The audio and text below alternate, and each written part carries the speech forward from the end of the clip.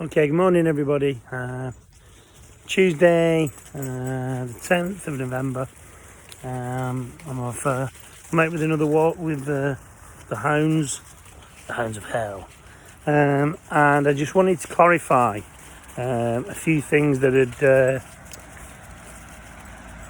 as a result of, one of the reasons why I've generated a lot of social media impact over the last few days is firstly, the fact that a week ago on Saturday I said that I wasn't going to follow the government's lockdown thing, and that I was going to keep my gym open. And that provided me with a lot of traction, a lot of social media stuff. The post that I put out on that Saturday night, where I tagged the police, the council and the Prime Minister himself, that was sort of like taken out to I think it's up to 180,000 people at the moment. So that generated a bit of interest on its own. And then following up from that, when people contact me saying, are you staying open? Are you staying open? And the answer was yes.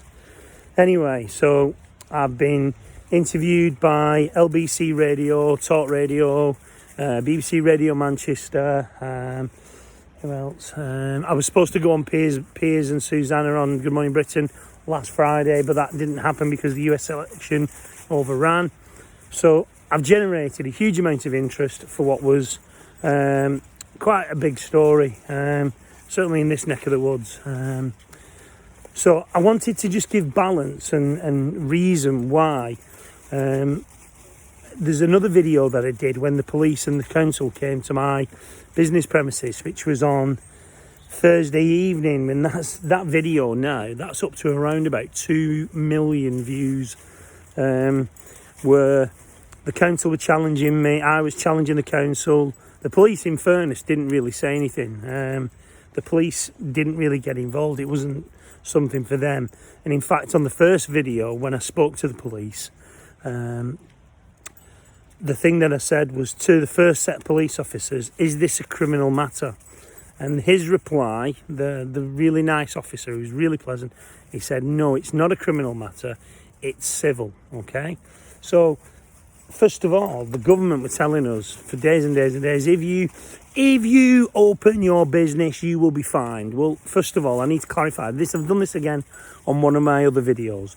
You cannot be fined by the police. You cannot be fined by the council. You are given a fixed penalty notice in what's called a conditional offer. Now, in that conditional offer, you've got three options. Plead guilty, pay it, goes away. Second one, not guilty. Plead not guilty, take it to court and plead not guilty, and you might get found not guilty. Or the third option, plead not guilty, go to court, plead not guilty in court, and the judge might find you guilty. However, after listening to the living legend that's Lord Sumption and all the stuff that he's been doing, I watched a Zoom lecture of his the other day, and I've been following the things that he said. The coronavirus legislation shouldn't exist. So we're currently into now coronavirus 2.0. The coronavirus legislation shouldn't actually be here because what it should be is a Public Health England Act where government has to reapply for powers every 28 days. The way that the government sneakily put that through, the lockdown was the 23rd of March, and this is not me saying this is Lord Sumption, who's an ex-Supreme Court judge, one of the most honourable men that's ever uttered words. And he said that the way that the government did it, they bundled it through in this Coronavirus Act. And the Coronavirus Act shouldn't have actually been the act that we're using now. It should actually be an extension of the Public Health Act, which gives the government has to reapply for powers every 28 days to keep the measures in place, okay? What we have now is kind of a police state where we're not allowed to do this, we're not allowed to do that. You can't speak to people, you can't contact people, you can't be in 2 meters of people, and it's quite a worrying position that we are. And some of the flack that I've had on the socials and things like that is, oh, you're breaking the law, oh, you were breaking the law. Okay, maybe, and I'll go into that in a few minutes, but I was, in my opinion, breaking an unjust law. Slavery was a law, but it was an unjust law. Just because slavery was a law, did anybody who opposed slavery and anybody who thought that that was wrong, does that mean that they were wrong because they were anti that law? Or were they just following the law? It's all right, I can sell slaves, and just following the law. And I quite openly said that I was going to stay open and I wasn't going to close, because I believe the Coronavirus Act is an unjust law.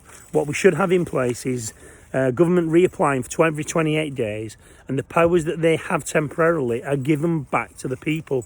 And that is an unconstitutional thing that's happened with the Coronavirus Act.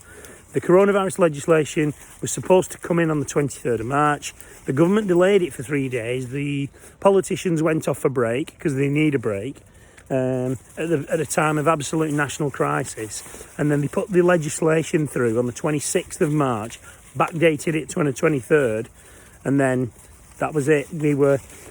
Parliament were in recess, and they never came back for another few weeks, and we were into the Coronavirus Act then, and it was a bit of a situation. So, the information that I'm going to give you now is based on the information that I gave to the council and gave to the police. Now, I'm not saying I'm right, because to be fair, I don't know. And I've checked out with lots of different people who know their legal stuff. I've spoke to a barrister. I've spoke to high-ranking police officers. I've also spoken to really educated laymen who are called freemen of the land. And I'm just going to tell you what I did. You can make your own decision as if this was useful or not. But I'll tell you what now, using both sets of bits of information, I didn't get fined. And, well, I didn't get fined. I didn't receive a fixed notice penalty. Neither did my members. And therefore the business has been allowed to continue. You're right. So this is what happened, okay? So when I made that announcement that I was staying open, I knew there was a fight coming. I kind of picked a fight with the three biggest kids on the playground, which are the police, the council and the government. Now, from a legal side of it, I'll do the legal side of it first. The legal side of it, as I said, I thought this was a very unjust law. The coronavirus, the way that the legislation had been rushed through, I thought was very unfair. In fact, you could actually say that because it hadn't been ratified in the House of Commons and the House of Parliament, and they were given emergency powers, that was a very shaky bit of legislation to try and hand my defence on. The thing that I was going to use on my defence is the fact that the coronavirus Mark 2.0 kind of thing, if you would say, it was unfair and it was unjust. And the reason it was unfair and it was unjust, because we have something called the Barrington Declaration. Now, the Barrington Declaration is thousands of doctors, epidemiologists, health professionals who have no say in the matter, who have no actual, who have no vested interest in either way. But what they're saying is government's reaction, and not just in the UK, this is a worldwide thing, and a handful of people in each country are making huge health population decisions for everybody. My point on this matter was that that there was overwhelming evidence to suggest that the Barrington Declaration is correct. And then when you look at the politicians and the health cabinet and the Vallance and Whitty and Hancock coming out saying that PCR testing is 93% false positive. And then all they're talking about is positive cases. So if 25,000 people have got positive cases, that's not 25,000 people with coronavirus. That's statistically, that's 1,750 people. So the Barrington Declaration and the fact that the government have continually lied to us, and we seem to be okay and we forget this, the government have lied to the people on numerous occasions that the information that they've given us is incorrect. All the government's initial things about coronavirus were actually based on a guy called Neil Ferguson and his projections based on 8 people from Wuhan and the way that they got ill and died, and the projections were millions of people dying, blah, blah, blah, blah, blah. And we were terrified, and rightly so, because at the start of the first lockdown, it was like, oh my God, is this going to happen? It's going to sweep over the world, blah, blah, blah. And then, yeah, there were people that died, and if anybody died, I offer my heartfelt sympathy, because it was awful. And if you had a relative that died, I would suggest that they're probably elderly. I would suggest that they probably had 2.4 other major health conditions, and because of that, the coronavirus was kind of thinning the herd from the elderly and the infirm. Since then, it's been really interesting that Neil Ferguson's information from the first coronavirus lockdown, that's been peer reviewed, and it's found to be incorrect. It's found to be false. So Ferguson was actually wrong, and Ferguson's map of where the UK was going was based on this current lockdown, which again goes against thousands of people, thousands of doctors and health professionals that in the Barrington Declaration have said that it's actually an unjust. What we should be doing is using all that money, the billions that we've wasted on track and trace, and that's another separate issue. The criminals in government, Dido Harding gets put in contact with track and trace with no experience, and who can you complain to? Nobody, because her husband is the person that you would complain to. So backhanded envelopes and all shady deals in government, and the criminals in government are lying to the people. So the government's response to 2.0 was not right. It was against what actually the bulk of the scientific data was. And if I was going to go to court and defend my case, because if I got a fixed penalty for £10,000, or initially it was £1,000 and then this, that and the other, if I got a fixed penalty, what I was going to do is I was going to go to court and defend my case in court and say, there, Your Honour, there's all the information, and this is what I think. This is what I think, and this is what the stats say, and therefore, yes, coronavirus legislation may have come in, but it is not a fair law. It is not a just law. So that was where I was pinning myself to. Interestingly, again, I've mentioned this on another previous video. The government did what they did in March, which was the coronavirus legislation was due to come in on the 23rd of March, and they backdated it because for whatever reason, so that they could get all these powers through without having to give them back to the people. If you remember the Patriot Tax after 9/11 2001, we're going to rush this Patriot Tax through. It's really important for national security, and nobody went against it, and you wouldn't have with an act called Patriot Act. And you ask any American citizen what's happened to their civil liberties, it's eroded their civil liberties to a point where most American people are just very unhappy, and the government never gave those powers back. So the powers that they had, which were like terrorist based, they're now using them against protesters and things like that. And it's a very unjust way to gain power. And the governments have got more and more and more and more power through coronavirus legislation. And as I said, I was going to stand in front of them and say it was an unjust law. So the coronavirus legislation was due to come in on the 23rd of March, and it was delayed until the 26th. Interestingly, I've got a very good friend whose PA was sat on a refresh button and who had somebody waiting every 5 minutes and refreshing the legislation button to find out what was going to happen in the legislation. In that time, my social media had gone ballistic. I was having interviews all over the place. I was on LBC, Talk Radio. I was scheduled to go on Good Morning Britain with Piers and Susanna Reid. And the story gained an awful lot of traction. So when I opened the gym, the coronavirus Mark II legislation was due to come in on midnight on Wednesday. The coronavirus legislation wasn't actually available for police to use. So one of the things that I said in the video to the police is, if I stole your phone, you would arrest me under 1968, under the 1968 Theft Act Section 5. It's actually Section 1. But as I said, I'm no expert in law. I asked the attending officer, can you show me the law? Can you show me the law? And she said, well, it's not a test. She said this on video. It's not a test. Well, I'm sorry, but it should be. If you are going to try and close somebody's business and put me into default with my members over something that doesn't exist, you better come along and show me the law. Because what she was doing was actually unlawful. Now, maybe one of the reasons why I didn't get fined was because there was no law in place. And I was incredibly polite, as I always am. trying to cause trouble with the police. And as I said all the way through, I have massive respect for the police, because there are criminals out there and the criminals need bringing to justice. But I think the police's role in this is being used unfairly and unjustly. And I know somebody who's high up in the police, and there is a huge there is a huge sort of split within the police, that they don't want to go out and give these fines.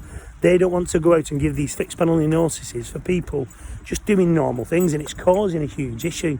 So the police are in turmoil with this anyway, and because of that, it's giving power to the people. They don't want to do it. However, saying that, if you're standing off in front of the police and gobbing off and saying blah blah blah blah, and I don't want to do this, well, if the police really want to take your details to issue with a fixed penalty, and you don't take those details, they can, by law, take you into custody to collect those details. So the thing that I've always said all the way through is it's about polite refusal.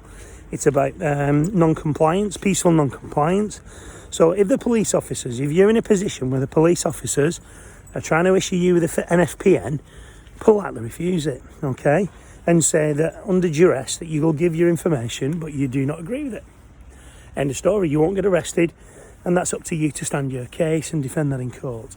Okay, so lost my train of thought. This is a long video, this. So that was it. So the legislation didn't actually come in until a day and a half later, which was 5:30 on the Friday. So I opened on Thursday, nothing.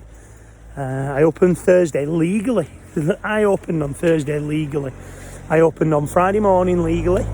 And then the 2 kids classes that I was doing on Friday evening, when I had the 3rd visit from the police, were both legal. They were not illegal, and there were no issues regarding that. So why didn't I get an FPN from the police? Was firstly because it wasn't law.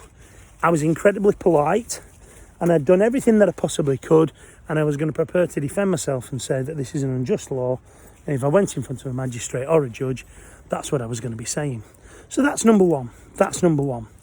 Now, on a completely other flip side of this, and I've been I've been doing loads of research anyway into this, because I just find it generally very interesting. I'm very interested in the law, and I've had lots of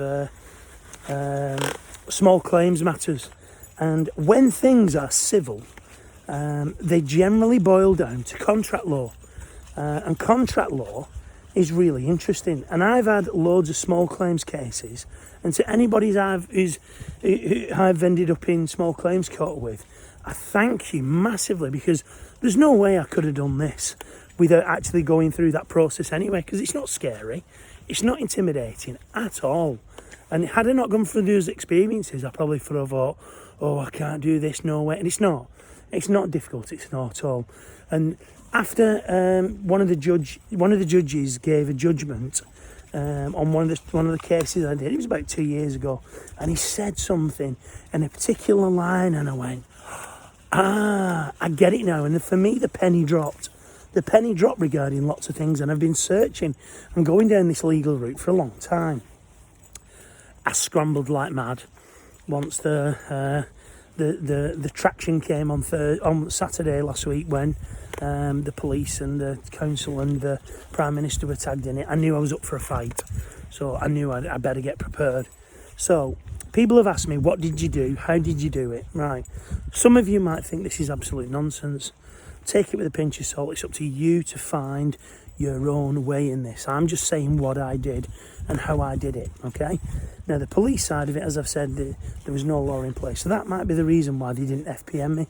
The other reason, which is also possible, is that because of the fact that I was supposed to be going on Good Morning Britain the next morning, I was supposed to be on with Piers and Susanna, that they didn't want to put me in a position where I was bad-moving the police and the council. So that may have been a really strong contributing factor, and I probably think it is as well. However, the things that I did, this is what I did, and I'll explain why. So, the Freeman movement and things like that, Freeman on the land, okay? This is where this comes from. So, the analogy that somebody used to me a while ago was that Imagine you work for McDonald's, okay? And while on McDonald's, it says in your contract of employment, and rightly so, that you can't eat burgers while you're on shift at McDonald's, because that's not fair, okay? That's really, really not fair. If you want a burger, you're going to have to be off duty, okay, or on a break. So if you were working at McDonald's and you were eating burgers, you'd get fined or probably even sacked. Yeah, that's a reasonable thing to say. The other bit of this is for the people that work for the government. So imagine you work for McDonald's and you bought a burger on break and you went down and sat down in the restaurant and started eating it, scrolling through your phone, just having a chill while you had like 30 minutes left of your break because you've had something to eat. And the manager of McDonald's came over to you and said to you, I'm going to fine you, I'm going to discipline you because you have broken company policy. Well, what would you say? You say, well, actually, I'm not working right now. I'm actually on a break. And I'll take that even a step further. Imagine you've never worked for McDonald's. Imagine you've never worked for McDonald's or you don't work for McDonald's. So what would you say if you were sat in McDonald's eating a burger and the manager of McDonald's came over and said, you're in breach of contract, I'm going to take you, you're going to be fined for eating a McDonald's burger while you're working for McDonald's. You turn around and go, listen, pal, I don't even work for McDonald's, what do you mean? So the Freeman movement is based on the fact that we have a social security number, we have national insurance, we have government IDs, all because at some point in the future when we're children, we get given all that with a birth certificate and all that, and that's a really complicated thing. I'm not going into that this video. It's already 22 minutes long. And you've got a right to work for the government. You've got a right to be a teacher, a nurse, a doctor, whatever you want, working for the health service, working for local council. You've got a right to do that, and that's why all those things exist. They exist because if you want to work for the government, you need to provide those things because the government ID. Come on. Now, if you don't work for the government, the Freeman movement is saying, okay, and as I said, make your own mind up on this, that because you don't work for the government, those laws don't apply for you. And you'll say, for the people who've never heard this before, that's absolutely nonsense. Well, if that's absolutely nonsense, as I said, I'm impartial to this, but I'll just provide you with a quote. If you look at Barbie, in fact, I'll put the link on underneath, not Barbie, Toy Story 3, there's a really, really interesting quote on that says, and it's where Lots of Hugging Bear is trying to stop Woody, Buzz and all the toys escaping the nursery, and they go into the dumpster just before they go off, there's a really poignant thing, and Barbie steps forward and says, and it's actually it's either the UK Declaration of Independence or the Bill of Rights, the US Bill of Rights, and it says that the people are governed, I can't remember now, I've lost it, it's something like the people are governed by choosing to follow the rules as opposed to by force. It's not that, but it's something like that. But as I said, I'll post the link below, which means that we only go along with these laws because we choose to do so. Now that's really interesting. We only go along with these laws as we choose to do so. When the council people first came in, the first thing that I did on the first video that's had 2 million views, I said to them, hi, I'm Kevin. I can represent you regarding Majestic Gym Limited on this matter. Okay, so the first thing I did was I identified myself to initially stop any problems with me and the police. If I refused to give my details, the police could have been an issue. So the first thing I did, hi, I'm Kevin. I can represent Majestic Gym Limited on this matter. Going back to the police thing, the fact that it was a business issue, it wasn't a criminal issue, it was a civil issue. Anyway, so that also may be a reason why I was never arrested. Well, I didn't do anything wrong anyway, but I was never arrested. So the first thing I did said to them is, am I a government employee? Am I dressed as in government? Am I operating as a function of government? And do I have a government ID? Am I on payroll? And the answer to that, I made them answer to that, was no. Okay, so I removed the fact. So the first thing I established was that I was not a member of the government. Okay, I'd not worked for the government, and I wasn't actually. So the rules and regulations, according to the Freeman, is that the rules and regulations, the laws of the land are only relevant to the people. And as I said, this has been disbanded from both a solicitor and high-ranking police officer, but the Freeman movement swear down this is absolutely bang on. And as I said, make your own mind up. So the laws of the land are only laws for the people who work for the government while they are on duty. All the laws of the land that are being followed by everybody else are just us agreeing with it, and without our collective agreement there is no law. Okay, as I said, make your own mind up. So the first thing I did is I established that I wasn't a public servant, I wasn't in office, and I wasn't at the point where I was actually acting as a function of government. The second thing is I asked the policeman, has Majestic Jim injured anybody's person or injured anybody's property? Okay, and the answer to that was no. We hadn't done that. We hadn't injured anybody's person, and we hadn't injured anybody's property. So the other reason why the police might want to arrest you is the fact that they suspect. So if you're walking along the road and the police get somebody that matches your description, that somebody's been robbing houses in that area that matches your description, they're going to pull you over and say, yeah mate, what are you doing? And rightly so, because the world's full of criminals. And the police are our friends in all this. So the police pull you over, ask you about, there's nothing to do, I just live around the corner, I'm on my way. Fine, no problem. But if you're the burglar, the person with a big bag of swag, you're going to get caught. So the police can arrest you if they suspect that you're about to damage somebody's person or damage somebody's property, okay?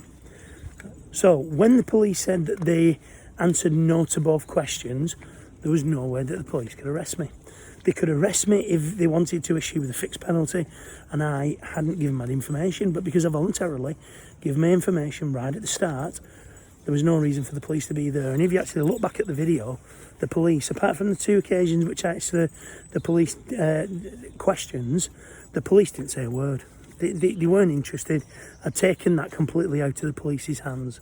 As I said, this might not be true, but this is how I handled it and this is what I did. And as I said, it's up to you as the viewer to decide if this is something that you believe in. And as I said, go and find out, go and search things, go and make your own decision, okay?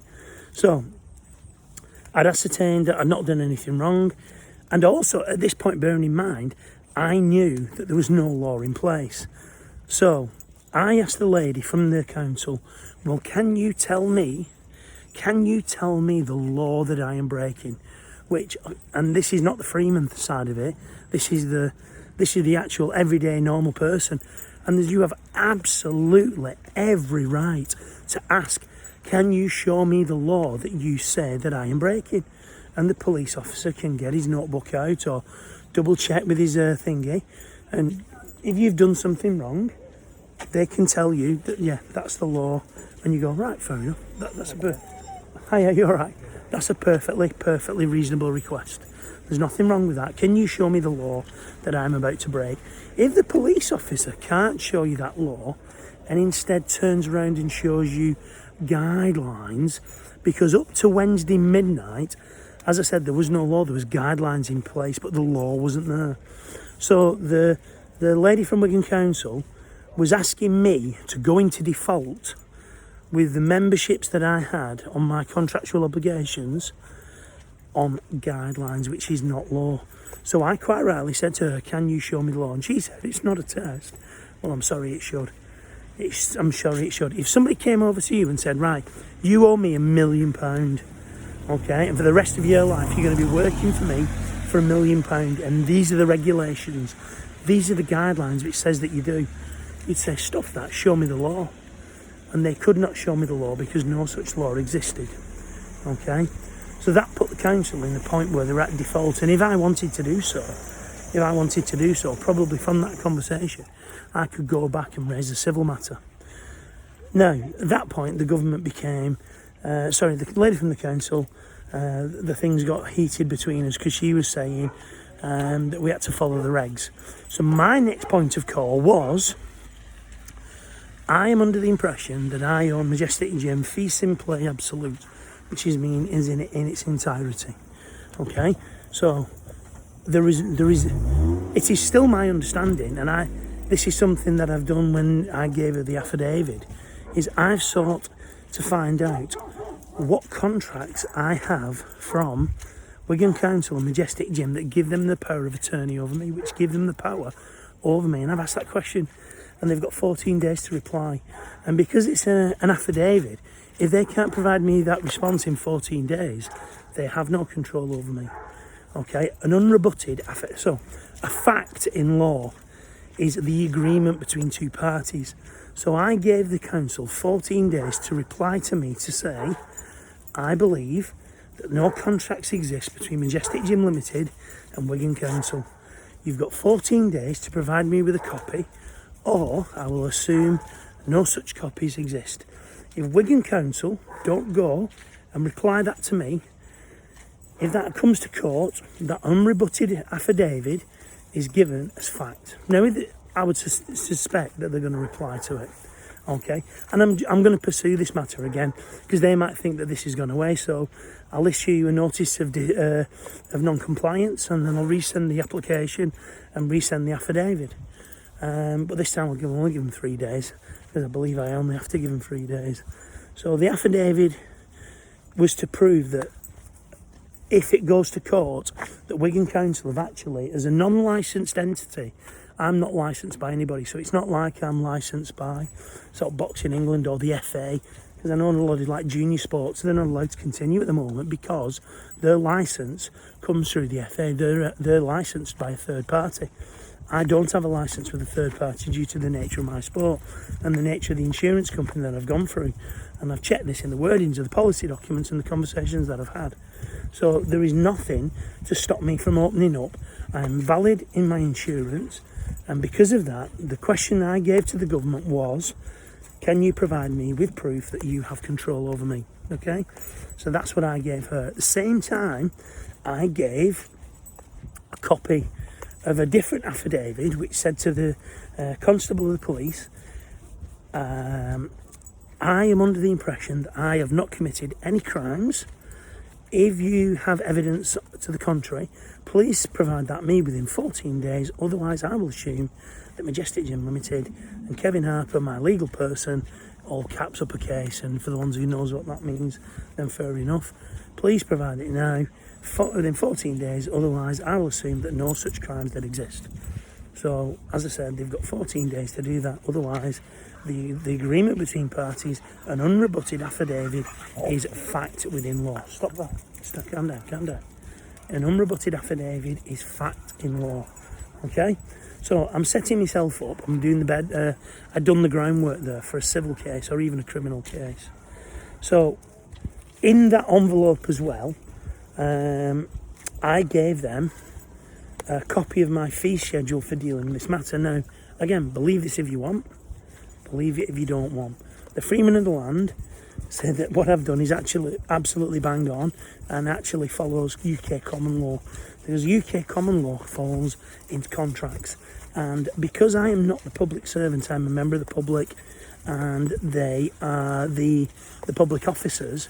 So the police, a member of the police, a member of the council, they serve the public. I'm a member of the public, and as such, for them to become my equal, they would have to go home, change the clothes, remove the badge, change into the normal clothes, and when they're not on duty, come into my premises, and only then would they be my equal. So at that point, I was the executive officer, and therefore I could administrate the contracts that I was entering into. So, and because they'd physically taken them off me, and the conditions that I gave was, from this moment, I'm going to charge you £50,000 an hour to deal with this matter. And that would have been interesting if I'd have gone to civil court. £100,000 for me dealing with this matter. Sorry, £100,000 for you issuing me with a fixed penalty notice.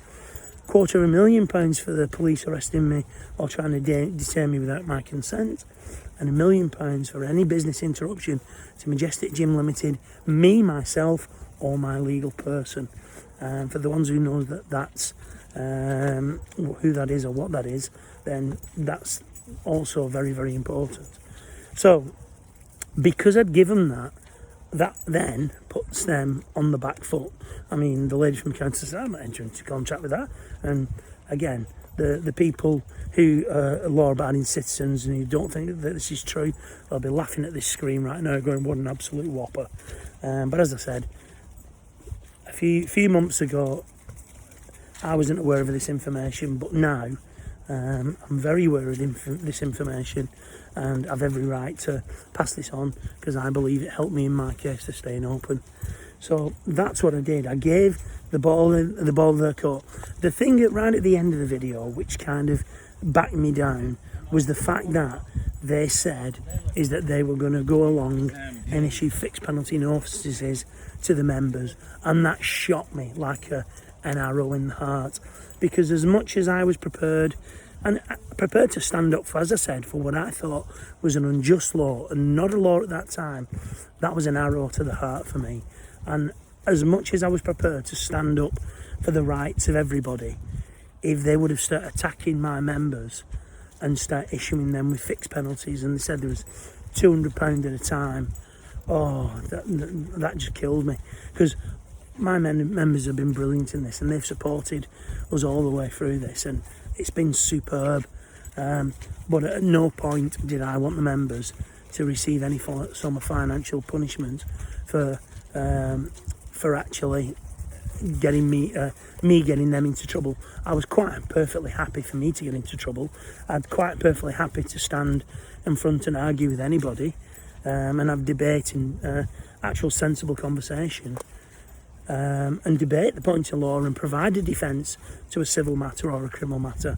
I was quite prepared to do that, and if I had to issued with a fine, I wouldn't pay it, and hope that the government were going to go against that and repeal it, or the judge would turn around and say there's no fine to pay. I was prepared to do that, but I wasn't prepared to do that for my members. So that was, as I said, it was like an arrow to the heart, and I was gutted. And because of that, that was the only reason that changed my tune right at the end of the video. And when she said, I'll send you some information in an email, and she did. But as I said, at the time, there was no law in place. Since then, the law did come out that under 18s can train, and what we are doing now is, if you've been checking, you'll see underneath is that we're doing videoed content. So we do like a load of filming, and then we put a snippet of that filming up on our YouTube channel, and the full content goes into our members group, because I'm still in contractual obligations with my members who've paid for November, and the adults can't access the facilities. So what we're doing now is we're providing them with workouts at home that they can go into. So you'll probably see those snippets underneath, and I'm perfectly allowed to do them on page 18 of the regulations regarding exemptions, and I think it's exemption 6.1b. The 6.1b2 is that you're allowed to film audio purposes or audio visual. So we're filming, so that we're not breaking the law, we've not broken the law, and we won't break the law. And I think the same regulations, 6.1b, not 2, but I think it's 7 or F, says that children are allowed to take part in physical activity. So anyway, that was a very long 39-minute video of just explaining what I'd done, because I've had literally hundreds and hundreds and hundreds of messages, people from Australia, the Cayman Islands, Costa Rica, saying well done for standing up for what you believed in. And that's what I was doing. I was standing up for what I believe was a very unjust law, and I was doing my absolute best to provide the legal obligation that I have for the members, and for the members that I know really struggle with mental health. 2 years ago, somebody very close to our family died by committing suicide, and they were in a very, very low place. And if me getting a 10 grand fine helps people stay alive, then I'll take it, and I'll fight my case in court because what the government are failing to realise is, however as much they want to ignore it, the benefits of exercise are massively outweighing the damages that coronavirus would do. We're an industry standard safe area in 1.17% transfers, and yet adults can't come and train. As I said, Baz's pizza shop can open, but we can't open. We need to be getting behind people who are standing up for the rights. We want to be going as peaceful, private non-compliance, and taking these matters to court. And only by taking the government to court, not one person for £10 million, yeah, but 1 million people for £10, and swamp the government with the claims in court, bring the legal system to a standstill, and very quickly I think we'll see that the civil rights movement is upheld and the government change the policies because of what's going on. The government are listening. Look at what happened in Liverpool. Look at what happened. As I said, at no point I'm taking any kind of notice for this, that it's all me, but the government listened to the public in Liverpool, to the public outcry when people stop it. When the government told us that tier 3 gyms had to close, and the Liverpool gyms, and like Capo and Diasha, they were fighting for their lives, and well done to them, power to the people. But it shows that the government are listening, because if it was just law, they'd just turn around and say, oh, it's just law. But it's not. The government are bent to the will of the people, and hopefully with this we'll do it again. Peaceful non-compliance is the only way. Keep doing what you're doing, and if you believe and stand that this is an unfair, like me, that this is an unfair law, do your best and stand up for it. Thanks, bye.